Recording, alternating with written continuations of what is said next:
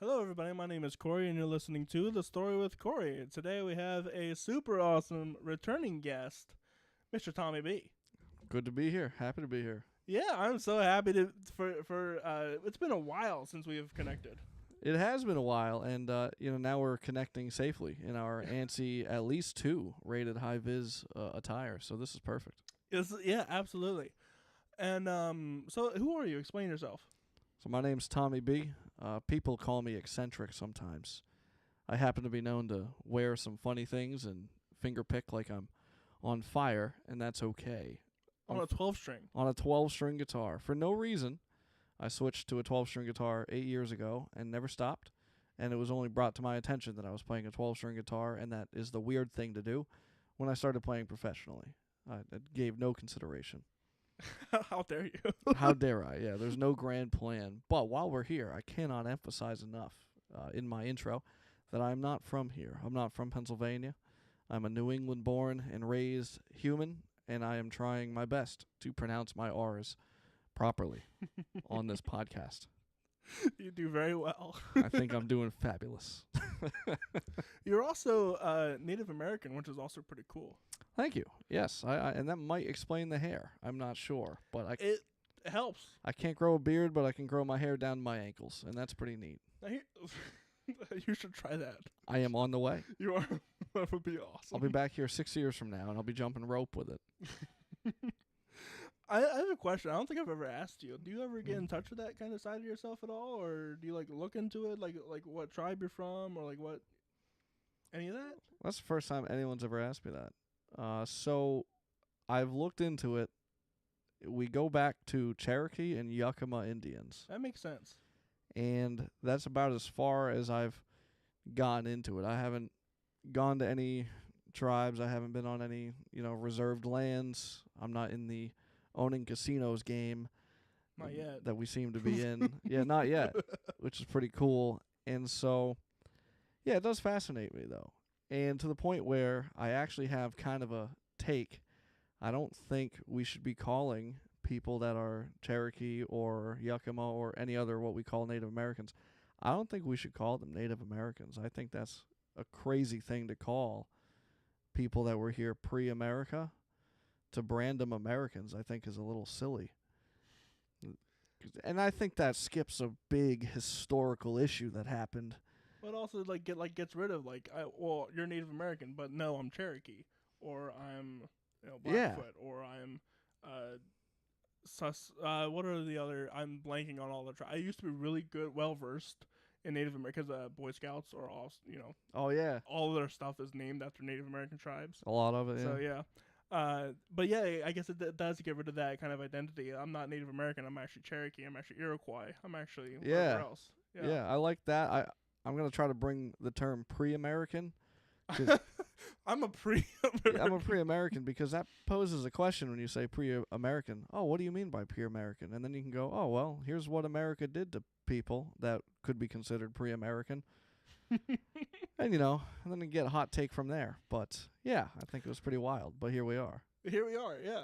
Oh, it's always interesting to me. I've never heard that take, and I actually really like that take. Thank you.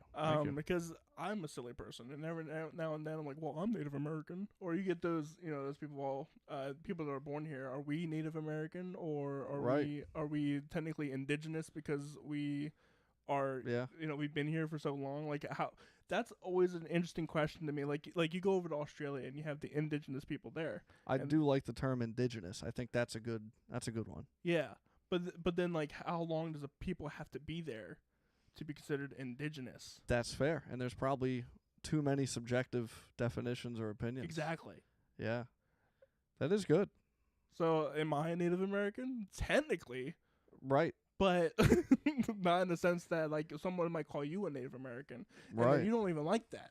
I do not like the term Native American. I think it brands us a thing that we're not. It's companies get bought out, and so then you say the new name of the new company that bought you out, like X or Twitter.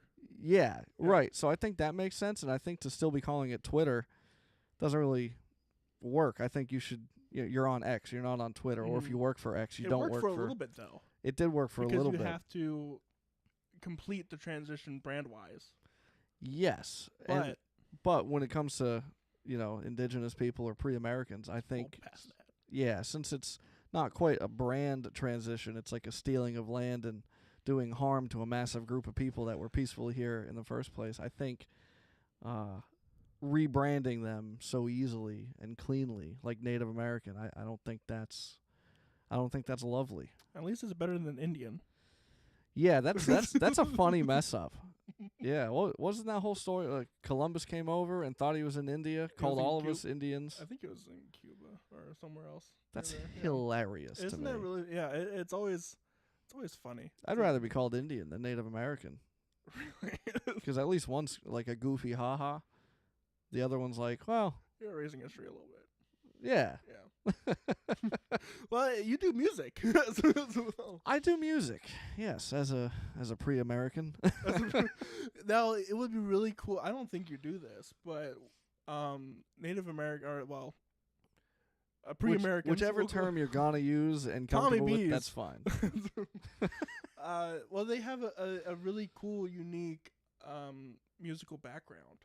They do, yeah. With they have like the pan flutes. I was just gonna mention the flutes. They have a variety of flutes. They of course, percussion. Mallet percussion. Mallet percussion. I have a handcrafted Navajo mallet. Do you? Yeah, my ex got it for me, and then we broke up promptly after. But at least you have it. It's handmade, like. Well, what would you rather, the mallet or the X? Oh, the mallet. The mallet, and you got the mallet. But it's only one mallet. Like, she couldn't get me two. Selfish. And this is why you guys broke up. This is why we broke up. That's it. Actually. Yep. But it's really cool. Like all the different instruments, because they don't have any influence. I mean, they didn't have any influence from like America or like from Africa. It was their own thing. Yeah. They had here, which is really cool. Like you can see it. I have a little. You wouldn't call it a djembe. I don't know what. It's close. There's probably a more technical name, but it's probably, definitely in the family. It's definitely in the family of djembe. But I have a few of those around here that obviously Boy Scouts, they would have all this kind of stuff here. And I love, as a percussionist, I just happen to pick stuff up. That's awesome. I used to go to a bunch of powwows that they would host in my hometown, and they'd be selling all of this stuff, and there'd be a drum circle, and they'd be chanting, and it was always just the coolest. Turquoise everywhere. Do you ever think about putting that stuff into your music? It haunts me. It's in the back of my mind a lot, and I just haven't found a spot for it, or I haven't allowed myself to connect in that realm enough to start utilizing it. But there's a part of me that feels it. Well, I know one part of you that is connecting with something that has to do with our attire. It does. ANSI 3, that's probably an ANSI 2. We are high-vised out. Why are we? Funnily enough, I didn't know what he was coming in. I just happened to have had a warehouse job recently where I had this. And if you have watched this show before, I like to match my guests every now and then. Yeah, and notoriously, I'm hard to match, and you're doing a great job today. Absolutely, yes, you are. I was thinking about it. Like, what's he gonna wear today? How can I match it? Because I do have suits now. Do you? I do. Yes, That's perfect. I've got a nice assortment of suits. And you are famous for wearing assortment of suits. People do know me for wearing an assortment of suits, and I was the only one that was doing it in 2021 through 24, and I still haven't seen anybody do it ever since. For whatever that means, good or bad. I think it's good. You have the corner of the market on suits. I like it, and it is funny. People, come up and they're asking the suits that I've worn, or there's still people in Shermansdale, Pennsylvania that know me as Wonder Woman because I pulled that off incredibly. It's on my Facebook. Like somewhere at the earliest pictures, there is one of the hottest Wonder Woman you'll ever see, and that's me. And that's a problem. But, yeah, I did that. I don't know. You were a pizza at one point. I was a slice of pizza. I sold that costume off my back for $20 at the Carlisle Eagles. That's crazy. Yeah, because I wore it at Gift Horse in York with Home is Where the Art Is. We did something for Halloween, and I wore the pizza there. I wore the pizza another time at the Carlisle Eagles, and somebody wanted it, and they said, how much? I said, that's ridiculous. I'm not selling it. And she was like, oh, I really want it. And she worked at George's Pizza and Subs in Carlisle. And it's gonna be a mascot. yeah, I told her, I was like, I'll sell it to you. Let's just say $20 because who cares? But if you're working tomorrow, I'm going to stop in for lunch. I want to see you wear it. She's like, I will wear it tomorrow. I said, great. So I stopped in at George's Pizza and Subs, which I have a whole rant about, which I'm not going to go in because they changed owners, and we'll leave it alone. Okay. Let's just, you can't have sweet Lebanon bologna in a New England style sub. But that's a whole nother topic. That is so esoteric. And, you know, I called up 25 of my closest friends and family in New England and said, what is a New England style sub? And they all said, I've never heard of this. There's New England style clam chowder. There's all this Portuguese foods that are in that area also, but New England sub, that makes no sense. And I asked George's Pizza and Subs, I said, what makes this New England? And they said, we take out the lettuce, and instead we put it in pickle relish. And I said, get out. And so I went there, and of course she was not wearing the pizza costume. So I should wasted $20. Wasted $20. And she paid me the 20. I wanted to pay her back the 20 and take my costume back. I'm not about George's Pizza and Subs. The previous ownership. They've changed ownership. I have to see if they're still defiling the name of New England. Yeah, I've never heard of New England nothing besides the New England Patriots, and even they aren't great. Not this, not recently, but historically over the last. Historically, they're okay, but as a passionate Steelers fan, I have to commit to the bit that they're not great. That's fair. Yeah, I'd be angry too if I was a Steelers fan. And we're here to talk about music. We are here to talk about music. Yep. Warehouses. So New England. Yeah. So where you worked in a warehouse, and you worked there for quite a long time. Yeah, 10 of the longest years of time I spent at one warehouse. In between those 10 years, I worked 2 warehouse jobs simultaneously and worked at another one down the road Monday through Friday, when I did the other one Friday through Sunday overnight. I tell you, this man is a workaholic. I have been known as a workaholic. Yeah, and so after that, there's just a lot of potentially horrific things. So I've been writing a lot of songs about my time in a warehouse and trying to shed the truth of it all to those that have no idea what the industry is about. And it can be horrific. It can absolutely be horrific. Especially if you're not paying attention the entire time. Absolutely. You do have to have your mind on task 100% of the time. You could lose limbs and life. There's a huge, and I've seen loss of life at my past job. I've seen big injuries, and it's real. And people that aren't in that industry have no clue. Don't get it. Yeah. And so there's a lot of mental difficulties, I think, in the warehousing or manufacturing industry that there's not enough truth to. So I would like to create a whole album that kind of reflects the truth of that and make no money off of it, because it's the opposite of the Taylor Swift audience. But it's for me, and it's for the working people who probably don't have money to spend on silly, goofy, ha-ha albums, but that's okay. No, but they do like to go out and party. They do like to go out and party. Yeah, it's actually kind of on topic, because me and Tommy were recently conversating about, because I got a warehouse job overnight that I no longer work. Very happily, I don't. And we were talking about how working overnights can really depress you. Certainly, yeah, it's horrendous for a lot. Some people can do it, but for those that can't, I really like it. You liked working overnights? I struggle sleeping at night anyway, and it's probably because I'm on my phone. But I just find myself, even when I'm like not hanging out on my phone or doing whatever, I just am more aware, more here as a person at night than I am in the mornings. And some people have that. And my preferred shift would be second shift. If I think that's the sauce. Yeah. Especially as musicians, the gigs are during the evenings. And so second shift, you go in like 2 to 11 or whatever it is, give or take. And that's great. You get out. Things are still open. You can see your friends. You can get online and play video games if you're into that. You can have your gigs. first shift's tough. I'm not a morning person either, but if I have to suffer through one more sunrise, that is just a glaring telltale that I've been awake for too long. Yeah, I was waking up at 3:30 p.m. And I was going to bed at 8 in the morning. And, oh, man, I'd be driving a forklift outside, grabbing pallets, and then I would see the sun coming up, and I'd be like, curse you, sun. It's horrible. I think it's really funny because, like, as, like, teenagers or whatever, whenever you would stay up late, it was like, as long as I don't stay up till the sun rises, I'm clear. Yeah, basically, yep. And then now as adults, we're like, oh, there it is. Yeah, if I see another sunrise, man, I'm not into it. I'm not it.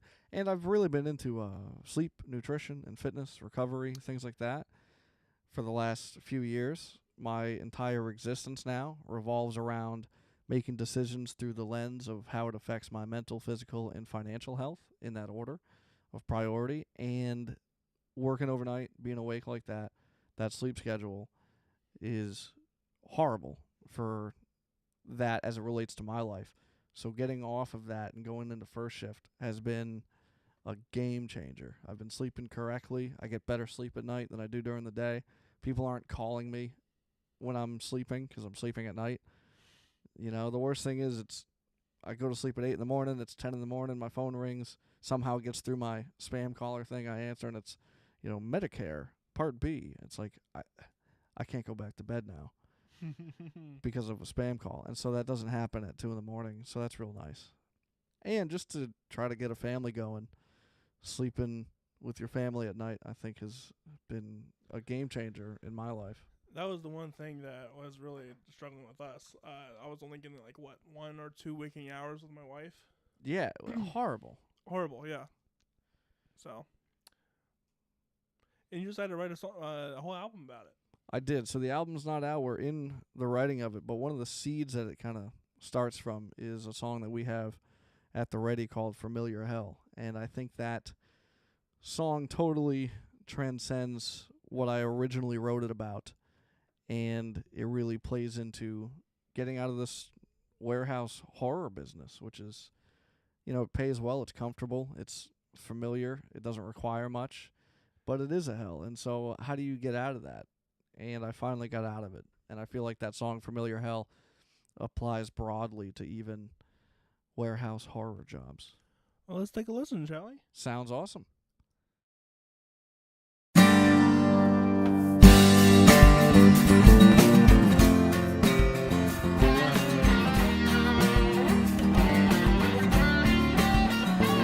So you choose to stay in your familiar hell when I've been here to take you away. So you choose to stay in your familiar hell when I've been here to take you away.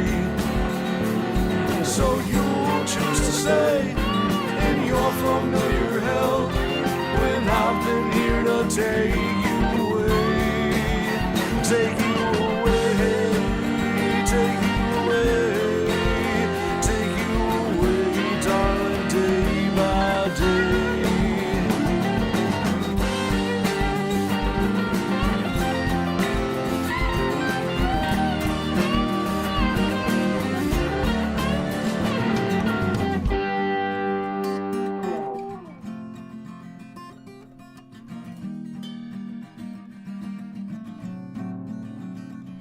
So you'll choose to stay in your familiar hell when I've been here to take you away. So you'll choose to stay in the familiar hell you've built instead of taking my hand unto your unfamiliar heaven. So I'll choose to say with one more little line, you are done taking my time. Take time away, take time away, take time away, darling, day by day. Take time away, take time away, take time away, darling, day by day. Yeah, yeah, yeah.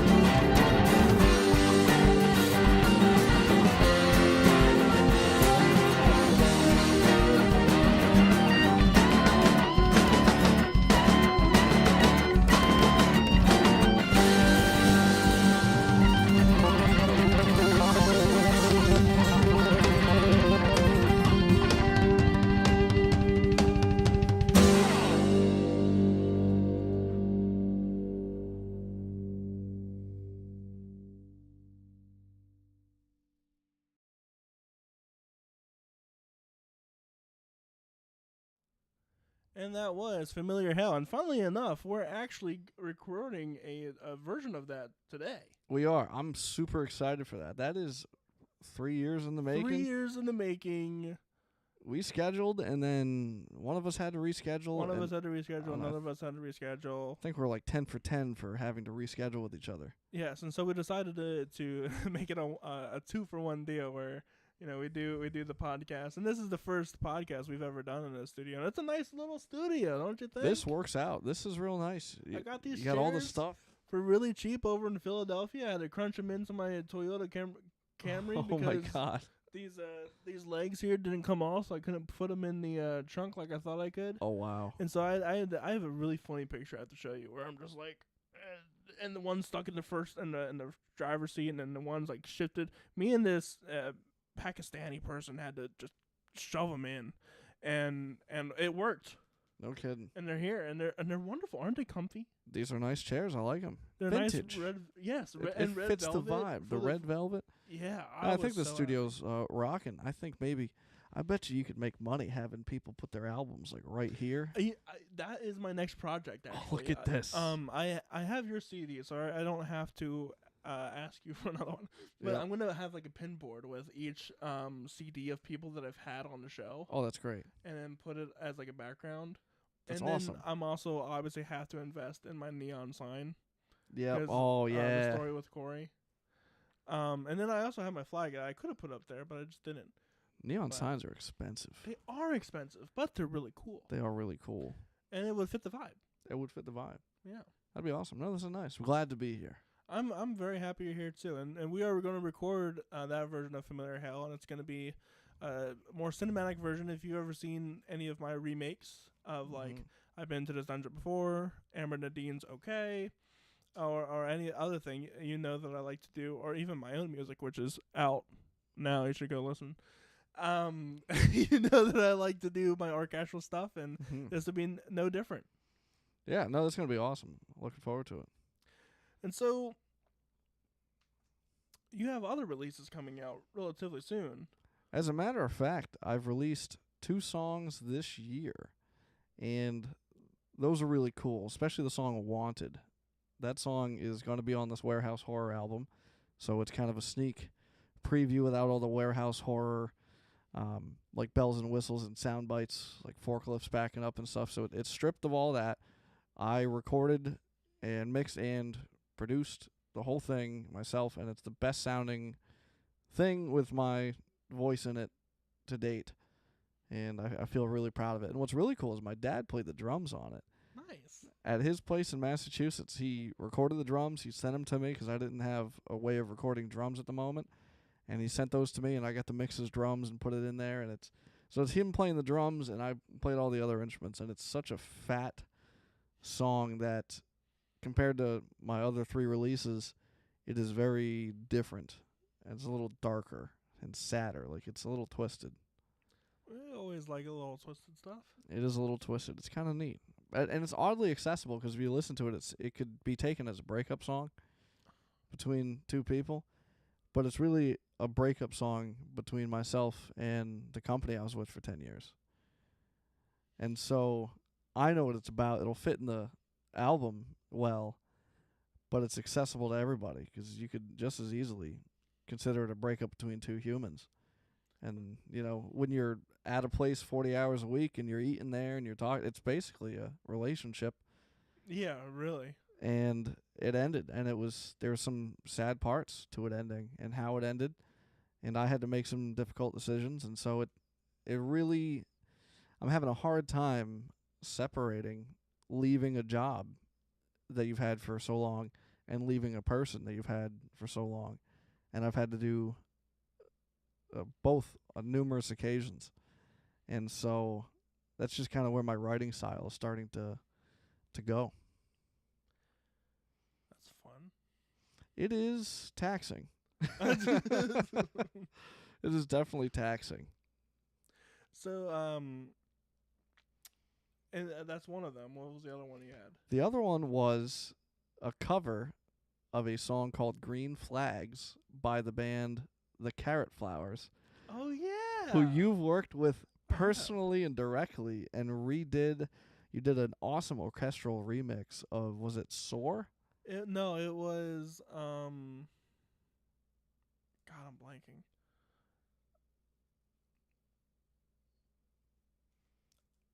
I don't remember. It was one of their one-word songs. It wasn't Soar though. It wasn't Soar? No, it was not. It was the one that goes boom, boom, boom, boom, boom, boom. Yeah. I can't remember which one it is though. They're going to show up any moment and kill us both. They are. Well, thankfully they're in Massachusetts, so it might take a while. Yeah, one's near Boston and the other one's a little further, but still near Boston.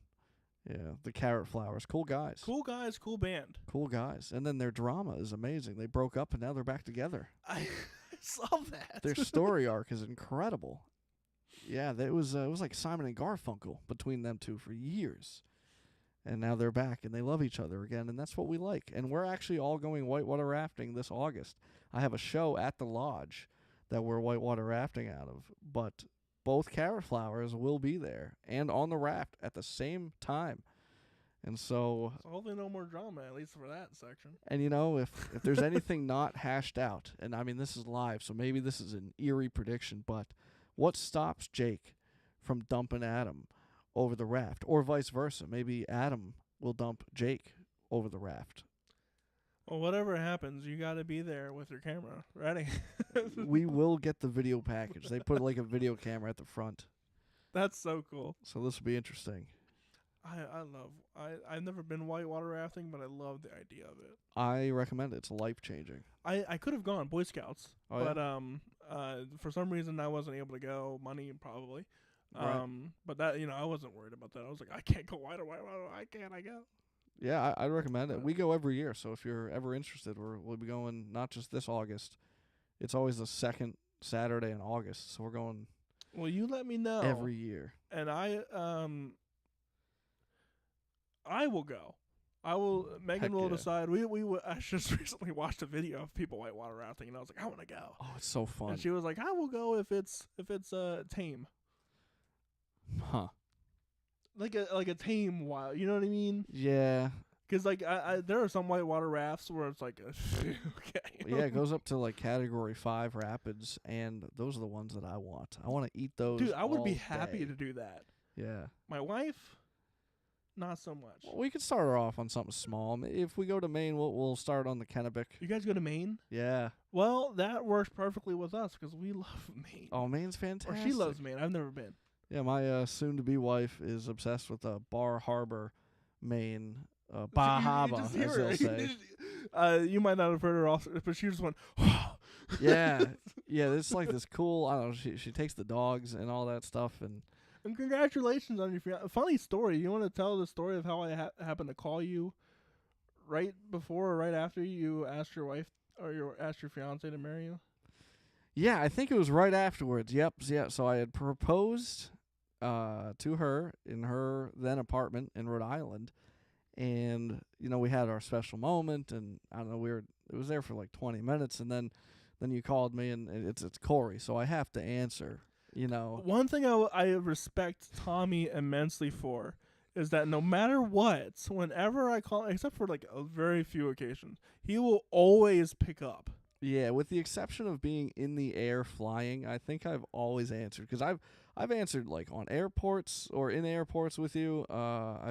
You've answered at some key moments where I would have not answered the phone. Yeah, I proposed. It's this big moment, and then as the craziness was coming down a little bit, you called, and I was like, oh, hang on, I know we're having a moment, but I have to answer. It's Cory. And so I answered. I was like, hey, man, I just finished proposing. Are you good? And you were like, wow, let me let you go. Why are you answering? I'm like, well, because it's Cory. I got to answer. And I think that was the call we set this up on, actually, I think. I think it was. And actually, you had just called me. This is, funnily enough, as you would say, which I love that word, funnily enough. That cracks me up. He's going to go. You should go back and see how many times you've said funnily on this podcast. It's been fantastic. And you called me the other night. I was performing. I can't remember where I was performing, but I answered. Because the irony was, I had just started Ruddy Turnstones. I've been to this dungeon before. which is another song that I'm going to cover that's going to go on the Warehouse Horror album. Because what a perfect concept. What a great song. His song is fantastic. I know he hates it, or he hates that he has to play it all the time. Oh, it's so good. And then your participation on that was amazing. Yep. But the concept of his lyrics fit so perfectly in what I'm trying to accomplish. And so I play that song live. So, I'll play Simon & Garfunkel, it'll get some claps. I'll play one of my originals, maybe it'll get some claps. I play Ruddy Turnstones, I've been to this dungeon before, and this place explodes. It doesn't matter where I play, they explode. They don't know the song.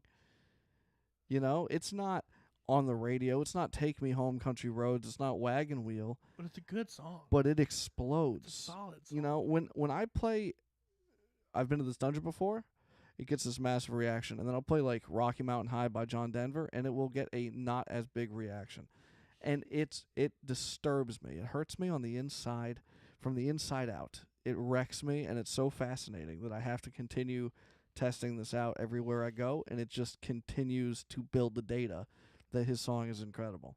Unfortunately, he's not as a big capitalist like he should be for that song. That song would sell so well. It would. And so, you called me. I just set the loop up, and I answered the phone.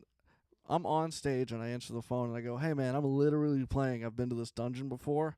So anyway, I'll call you back later. And I didn't hang up. I threw the phone on my table and played the song, and I watched as you were on the phone the whole time. I think I finally hung up, or you did. You did. Yeah. At the end of the song, I was like, I'll call him back. But yeah, it was funny. No, yeah, well, because that is another thing that you do. You will pick up and sometimes not even say anything. I'll just hear you playing. I'm like, oh, okay, Tommy B is out. But then I'll just sit and listen to it. That's just cool. for a little bit. My friend Jake of the Carrot Flowers used to call me. Just happened to be during Friday night, Saturday night when they're free, but I'm playing, and I would just hit. And it's so funny seeing it. Sometimes it's 15 minutes they're on the phone. Sometimes it's 2 minutes, but it's always more time than I would think or expect. Well, no, I had to sit down and listen to it, and even though it did cut out every now and then, but I was like, oh well, it's I'm listening to Tommy B. What else could go wrong?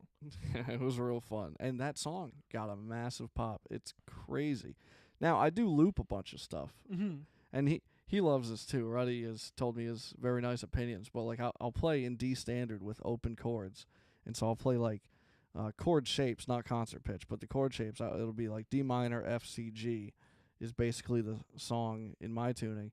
But then I'll loop that, and then I'll capo 5, and then I'll start playing A, C, G, D shaped chords, which again is not concert pitch in my tuning. But then I'll fingerpick the hell out of the higher sounding stuff, but I still have the bass of the song in there. And then of course I do all the shakers and the percussion stuff and loop it in, and I don't know. I've just built that song so much, so it's like a live spectacle, and so I like to think people are clapping for that. But it's not that. If I just played it straight, they would go just as bananas because it's a good song. It's a very great song. And he graciously, I called him up and asked if I could put it on my Warehouse album, and he said absolutely. So that's going to be a banger that I'm mid-recording at Harley Road Studios in Massachusetts right now. How's that? This would be... Would it be your second studio album? The Warehouse would be my fourth because I ghost dropped my second album. So there's B1, there's Where's Fluffy, there is a B2, that I've not talked about, I don't promote, but it is the biggest album I have, and there's some awesome hits on there, and other guest singers. Like I have this girl named Megan Paulette singing on 2 tracks, Alexia Christian is singing on 2 different tracks, and my dad is singing on at least 1 track. And so it's really cool. I have my friend Phil from Soup Kitchen playing percussion on a couple tracks. Soup Kitchen, that's a cool that's name. A fantastic band, and it is a cool name, and I'm actually filling in on guitar with them for a couple of shows this summer, so that cannot wait. But yeah, so B2 is out there, and it does exist. And some of these other songs that we have are on B2, are they not? Oh, what do you have there? You got we Home have in Time. 23 and Home in Time. No, those are all... 2300's on B1, and then Home in Time and Familiar Hell are on the Where's Fluffy album. So where is Fluffy? What are they doing? Where is Fluffy, you ask? So I had this kind of like high school crush, and we played this nice game of she would be single and I would not, and I would be single and she would not, and we had this thing, but we had chemistry there, so big and so strong, and for so long. And what she doesn't know is if I was single, I would reach out to my now fiance, and not like as a rebound or something like that, but I just would find it inappropriate for me to be in a relationship and also speak to someone that I'm definitely interested in. And so when I'm outside of a relationship, finally I can re-talk to my great friend and now fiance. But, and we would talk, but then the rebound of it was I would talk to this other girl who has the same name as your wife, but I'm going to keep the names out. Sure. And, let's just call her Virginia. So wait a minute. Is this fluffy girl now your fiance? No, these are the separate ones. Okay. So Fluffy, and the album Where's Fluffy, is the start and finish saga that is me and, let's just actually call her Fluffy. Okay, yeah. Yeah, we could just call her Fluffy. She's not Fluffy. But for all intents and purposes. But she's the character Fluffy that I wrote in this album. And, going track by track, Dighton Summer, I'm from Dighton, and it's kind of like, can't wait to get the summers back, and we should come home and rekindle these Dighton summers.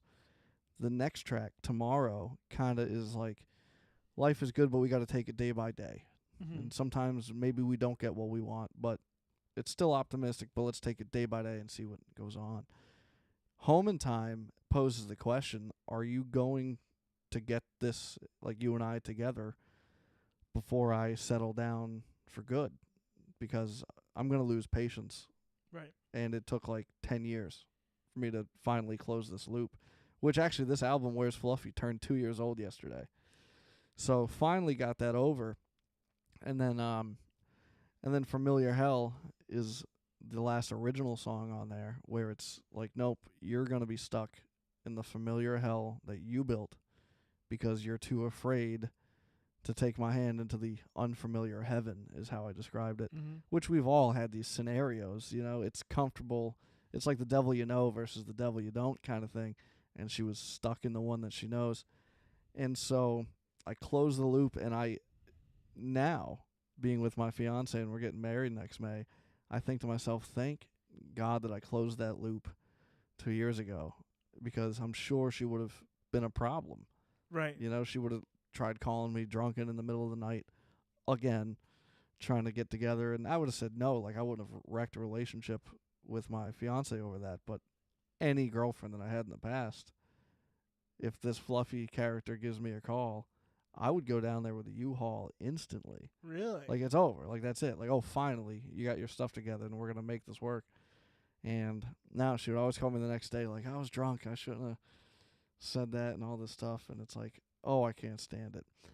And what's interesting is, she's still doing all that stuff, like drinking and being the party. And with me having quit alcohol over 3 years ago, congratulations, by the way. Thank you. My current fiance does not drink. She never has. Good on her. She can have one at like a work function rarely, yeah, and that doesn't bother her. I mean, oh man, it'd be like blood to a shark.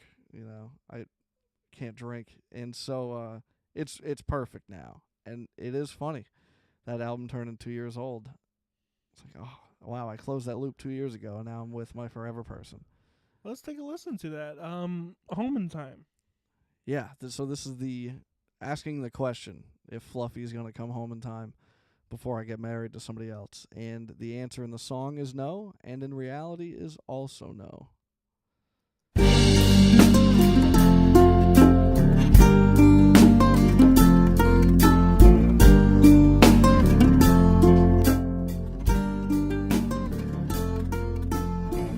I remember the water, the sound of the ocean waves. I remember the sunsets, the look on your angel face. You were always my best friend, always knew what to say. Where have you gone now? Why would you stay away? So will you be coming home in time, my love? Lying down in my So will you be coming home in time? I hope. I will fight all the harm again, harm again.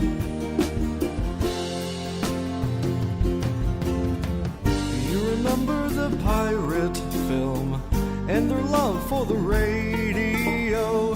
You remember where Fluffy went by the end of the Four Locos. Or will you be coming home in time, my love? Lying down in my arms again, arms again. Or will you be coming home in time? I hope.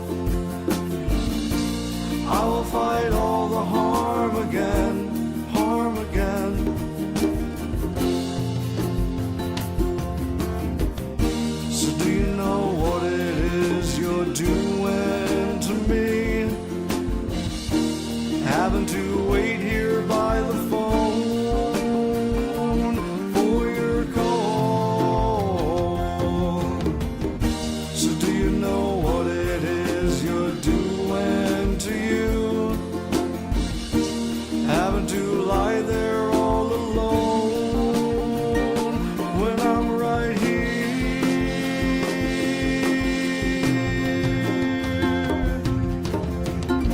Will you be coming home in time, my love? Lying down in my arms again. Sing it! But will you be coming home in time? I hope. Well? I will fight all the harm again, harm again. Come on now! But will you be coming home in time, my love? Follow your heart, you know you should, babe. So will you be coming home in time, I hope? Before I settle down for good, down for good. So will you be coming home in time, my love? Lying down in my arms again, arms again. So will you be coming home in time, I hope? I will fight all the harm again, harm again.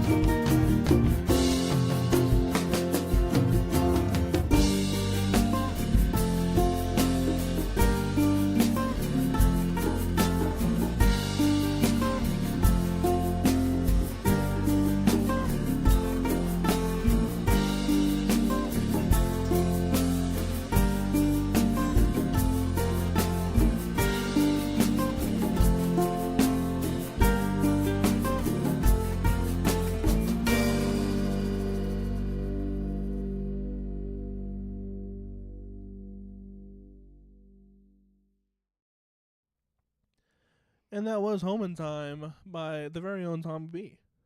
Yes, it was, and can't stress it enough. She won't be coming home in time. I closed that window 2 years ago, Thank the Lord. and I have now settled down for good. And when I wrote that song, I thought, maybe that's not the best thing, settling down, but it's going to happen inevitably. Now that I'm in it, oh, thank God. I tell my fiance all the time that I'm so grateful that she took me off the streets so, so I can stop dating. Oh, you know what I do want to touch base about Hey, quick? go for it. Speaking of dating, it was so strange and funny. So I dated last year, 2025, the end of, I think mid-2025 through the end of the year, I was dating. And 2 people I dated that I met from the music scene. They weren't musicians. They were people that just enjoyed coming to shows that I would perform at. And they would call me Tommy B, which is definitely the stage name that I use because I want that separation between personal and business and like the character of it all. And it would be very strange. We're dating, and they're like, "Oh, Tommy B, this has been a good date." And I would say, "Why are you calling me that?" Right. And they'd be like, "Well, that's your name." And then it would bring up another thing. Even if you only know me as Tommy B, why do you include the B? Why don't they just call you Tommy? And everybody else I know from the music scene calls me. Well, you call me Tommy, I think. Every now and then, but it's a fun, nice little Tommy B. Yeah, a lot of it's people nice. throw the B in there, and then when I'm like dating somebody who's calling me Tommy B, it was difficult in my mind because I didn't feel known or seen in a realm that is, more intimate, than like you and I doing this podcast. Like Tommy B is kosher and great, but like trying to like sleep next to somebody. And they're like, Tommy B. It's like, that's my music name. Don't call me that. Yeah, hearing a high pitch like "Oh Tommy B" in that context, let me tell you, is not as cool as I thought it would be. I almost felt like famous. Like, you only like me for what you know me as. And they thought they would know me because I tell stories on stage. It was very strange, and so I'm so grateful. I've been plucked off the streets. That was always one of my things. Whenever I was like dating before Megan, I was like, I don't want to date. And you also just see and hear the horror stories of like not to mention names, but in the local scene, you can just see people who are in the music scene dating each other. Yep. And then it ends horrifically, and it makes the music scene a little bit worse because of it. Yeah, there are some interesting occasions. Yeah, certainly. And I will not name any names, but it's visible. It is, and it has a tangible effect. So I was always like, I'm not gonna date any music person. If they like music, if they like to sing, sure, whatever. But if they're not in the music scene, I can't have met them at a bar or like wherever else. Right. And thankfully, I met Megan not at any of those places. Isn't that incredible? It is incredible, and in fact. She does incredible things. She does incredible things. And one of those incredible things is making children's books that we have here. You mentioned you have a child. How old is your... Well, maybe you don't want to say that. She is 8 years old. Well, she's beyond this. Probably. Maybe. She loves a little stuff like this. And this is such a cool book. I was looking at the illustrations earlier. Yeah, she does the art. Do you remember... Were you alive when Webkins... Well, you were probably alive.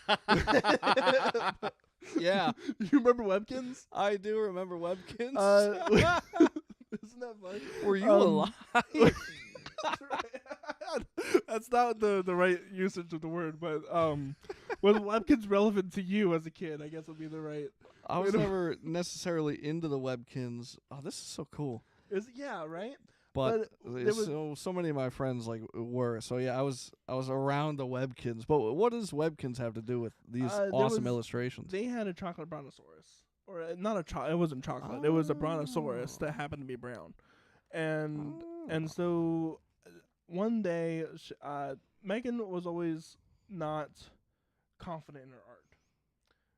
To put it lightly. Oh yeah, some of that imposter syndrome, because obviously it's imposter syndrome. This is cool. It is. This really is cool. so awesome. And so I told her like, all right, well, what would you like to do with the art? It would be really cool to make like a children's book, whatever. And she was just kind of dragging her feet about it. Not in the sense that she didn't want to, but in the sense that she felt like she couldn't. Right. And so I was like, all right, well, I'll write this little story about this chocolate brontosaurus named Bruno. And he's made out of candy. He lives in a place that's all about candy. And he has candy friends like Sylvie the sheep, Sully the sheep. There's Bruno there with Bree the plesiosaur. And like Hugo the gumdrop hedgehog. Philip the gumball machine pig. Porter the ice cream penguin. That is so cool, yeah, man. Isn't that? And so after this, since I have a million projects all the time. What? I let her go on with it, and she's made all of these 3 different books, and with more on the way. She's got stickers, bookmarks, keychains, all of this really cool stuff that she's now done because of this book series. And if you would like a copy, you can find this at the SRCC, the Susquehanna River Creative Conspiracy, tomorrow. 2 o'clock to 8 o'clock, they're having their fundraiser, their yearly fundraiser with people on the list like Lucid Ruby. Oh, I love those guys. He's great. Olivia Kim, Screaming Eyeballs, with Tate Hoffmaster. He's got this really cool song that that's I Used to Be in the FBI. I'll have to check that out. He's a character. Gotta love it. If you like John Milosich, you will like Tate Hoffman. You will like I Screaming love Eyeballs. John. Yeah, exactly. I'll have to check that out. Yeah. Among other names as well. It should be a really fun time. There's going to be food, vendors will be there. We'll also have food there. This has spawned. I bake it now. In fact, I have to give you one. We made Rice Krispie treats, homemade Rice Krispie treats. Oh, that's cool. With like non-toxic marshmallows and whatever else. Well, that's good that they're non-toxic. Yes. Well, you look at a bag of marshmallows and like, what in the world are all these chemicals? And I see. None of them are very good for you. I see. You know what I mean? Yep. And so we went out and bought the Target brand of marshmallows, Good and Gather, and there's nothing cancerous. We've been you speak about healthy stuff. All like, the we've time. been really. Do you have the Yucca app? No, and I might not have a need for it, but I want to hear about it. You basically scan the barcode and it tells you what bad chemicals, or if it's too high in sodium, too high in sugar.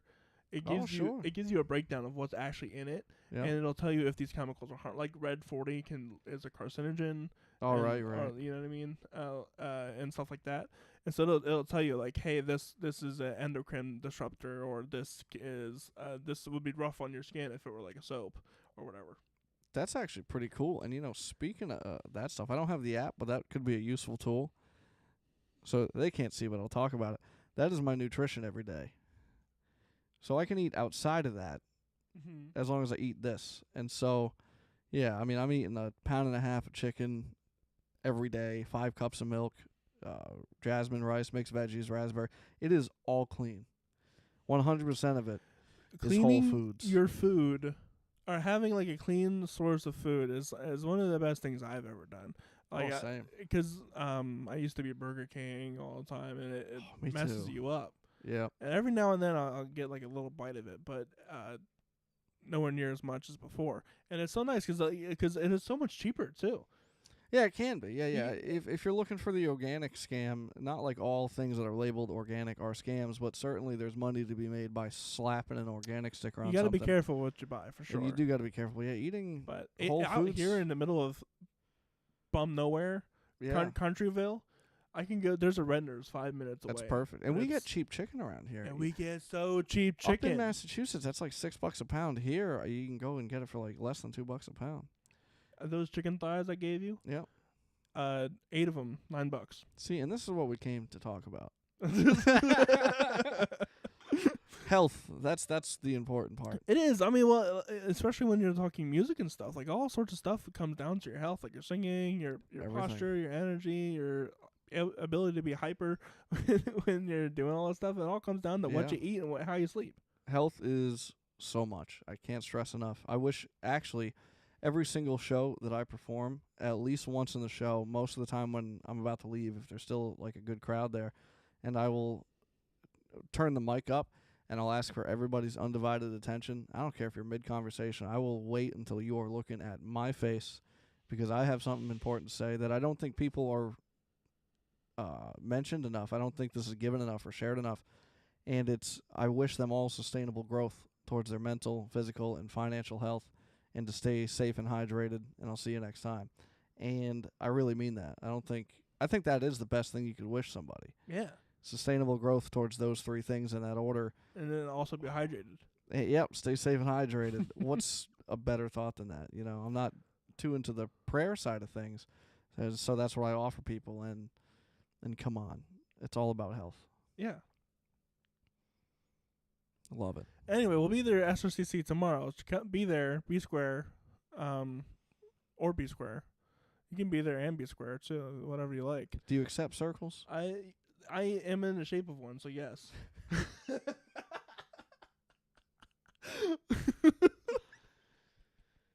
There you have it. Kapow. Kapow. Oh, I blend in with this. Yeah, you do. No, but it should be a great time. We'll be there. If you've obviously seen the ads rolling as the music goes, there's a movie premiere July 29th that I'm a part of. I did the music for it. Really cool spot. It is a invite only, but you know how it is. I know how when it's an invite only, you just ask to be invited and then you are. Yep. You got to know people. Gotta know people. And yeah. I know people, so I might be there. If I'm Yeah. in the state for that, I'll be there. It's a really I'm really excited. It's a Christian thriller, Mhm. which you don't really get a lot of, because those don't seem to pair well together. But it's cool. It's I got nothing else to say about it. It's one of my best scores yet, for sure. And you do that. I was just talking to, who was I talking to on the way here? My brother. I was talking to my brother on the way here on my drive, and I was talking about what I'm doing today, which is hanging out with you and all this. And I said, yeah, Cory's got this background in like music school, like film scores and music and all that stuff. And my brother goes, as you do. I was like, yeah, as you do. Everyone does that, right? Yeah. And no, it's kind of cool. It's very cool that you're into that, and I'm very excited for this premiere that you got going on. It's always interesting because I'm in the music space as like not only a podcaster, but I also write my own songs. And then people are like, "Oh, well, what do you do though?" Right. Well, you do all this stuff, but what do you do? What do I do? And the answer to that is film score. That's where all of this stuff boils down to. Like I know I'm not going to be like probably a successful singer-songwriter because that's almost impossible nowadays, unless you get really, really lucky and you know some people and whatever else, or you do really well at the bars, which you and a bunch of other people around here do really well. But that's not me. I'm not. I don't. My singing voice has progressed, but it's not to the point where it's been. I couldn't do 300 shows in 1 year like you did that one time. Allegedly. Yeah, singing's a pain. But yeah, I find most of my success comes from my music film scores, and my girlfriend on TikTok would say that. Dude, I've gotten so many projects off TikTok. Off of TikTok. Yeah, that makes so much sense, dude. That's awesome. And they're paid. Oh, I love that. That's the future right there. It is the future. And so I can do that. I make income doing this. So I guess it is what I do. Alternatively, I also teach lessons. So that'll cool. be with like piano, yeah? Drums, actually, funnily enough. You teach drum. Funnily enough, you teach drum is that lessons? something I say? It's a Coryism, and I love it. I don't even know if that's a word. Well, it can be. And maybe it is, but you do say funnily enough. And the fact that I mentioned it earlier is what stuck with you. You just naturally went, funnily enough. Oh, I said the word. I said the word. Do I say that thing. a lot? Well, it's funnily enough. My grandmother had the same thing. She would always say, at any rate. She would always say it. Always say it. It's like the people that are like, oh, long story short. Yeah, but they say it like a story. But yeah, but what were we talking about? You were saying, funnily enough. Funnily enough, yeah, the scoring has been wonderful for me, and I got a Hungarian horror game. That's neat. A guy from Hungary wants me to do his horror game. A girl from Utah wants to collab, but she's an opera singer, and she wants to do like what I do to other people's songs, but for like an original song. Yeah. This guy from Germany wants to collab. All this other. That's the cool thing about the internet. That's the coolest thing about the internet, and it's sustainable. Yeah. Oh, I teach drums. That's what we were talking about. Yes. My college focus was on percussion, not set, but mallet. Nice. Actually, funnily enough, I've got a xylophone back in that room right over there. Oh, I love that. And so that'll be what I'll be teaching over at Central Penn Music in Palmyra. So if you ever got anybody that needs to learn drums, mostly snare is what I'll be doing. Snare rudiments and whatever else. That's awesome. Because I know my rudiments. How quick are you with paradiddles? Dude, probably pretty slow. Yeah, those been are a my while. antithesis, man. Well, right, left, right, left, right. I can do it. Yeah, I just can't do it. Like some people can. People can roll them out, and I can't roll a paradiddle. I can't roll paradiddles. That's Adam Steck. That's something. He does drums, etc. That's his. Well, he should be able to roll a paradiddle. He should be able to roll a paradiddle. He's a drummer. You won't see me rolling paradiddles anytime I'm playing drums. Drummer for Clifton Bryan, great country band. Oh, damn, they are. They pack rooms. They do well. They do well. Even that dude solo. He does well. packs rooms. He does Isn't great. Chris Delaporta now the guitarist for Clifton Bryan? I've got no idea. I'm going to have to look into that. I just know that Adam Stack, bass guitar, the drummer, and he's an incredible drummer. Drums, etc., credible place in Lidditz to go get your drums at. One of the only places, I think, in the central PA area. Dale's Drum Shop in Harrisburg. Well, then I'm wrong. Drums, etc. is better, though. Only because I know Adam. Well, I definitely won't share an opinion until I've been to both. And Well, I there know you go. when I walked into Dale's Drum Shop, I was like so awestruck because I haven't seen a drum shop in my entire life. It's a cool thing to go in and just see just a great. bunch of doodads. Yeah, it's so great. It's got to be dying. There's no way that's sustainable long term because drum kits are getting smaller and smaller, and shows that you play, like the stage size seems to be getting smaller. It seems to be like shrinkflation, and it's affecting the drummers the most. I mean, guitar amps, imagine just an amp shop. Dude, you throw a pedal on the floor, and unless you're a snob, and even some snobs will say it's the same thing. And so, as a drummer now, we're kind of getting confined to like a cocktail kit or cajon. So, you're just not seeing a 16-piece drum kit anymore. It's with a shame. octobans. It is a shame. It's a huge shame. I think it's gonna get worse. I think it's gonna continue to get worse. Especially with think about what do you know any band, like actual band, that is Gen Z or millennial that has a full band that is out and touring. And I mean like A or B, like Sabrina Carpenter or like Chappelle Roan or like Benson Boone that are out there touring that has a full band. That I'm not sure of. That's what I'm saying. That I'm not sure of. If I said Gen X or older,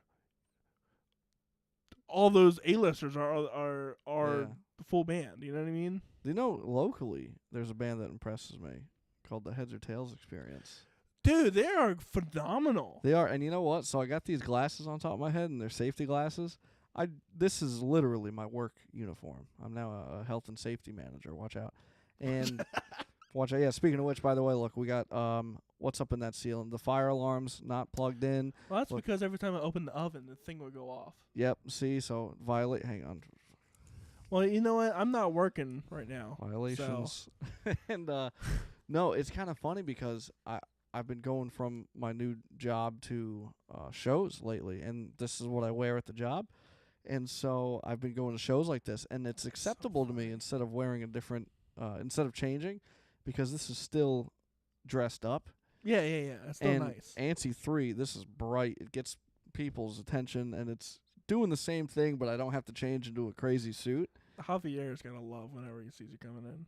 I hope so, because if I'm not wearing them on my eyeballs, like if I'm sitting in an office or going to the bathroom or something, I put my safety glasses on top of my head like this. And now I go to shows and I leave them on top of my head like this.